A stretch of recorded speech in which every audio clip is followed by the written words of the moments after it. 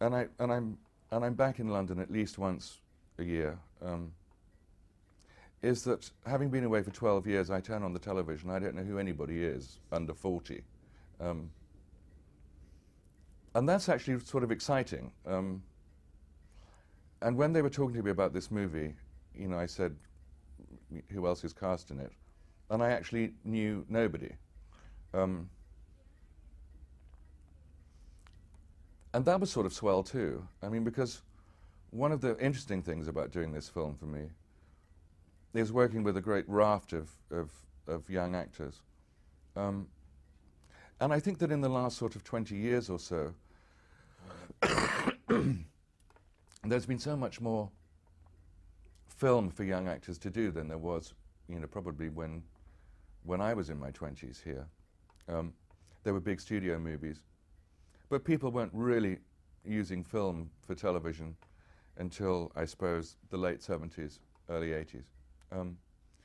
So there's a whole kind of generation of actors that I'm fairly unaware of, and had the best time working with.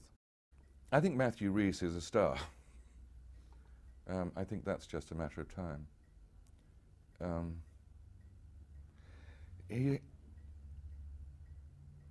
He's wonderfully kind of self-contained, and it's he has that sort of face with tiny features that really reads on film. I think he's got enormous kind of integrity, and he plays this film very, very simply and very truly.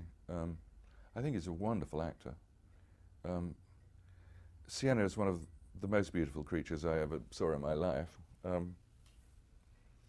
And Faye Masterson really interests me. I mean, I think this extraordinary sort of Botticelli-looking girl, who's absolutely kind of straightforward and emotionally true.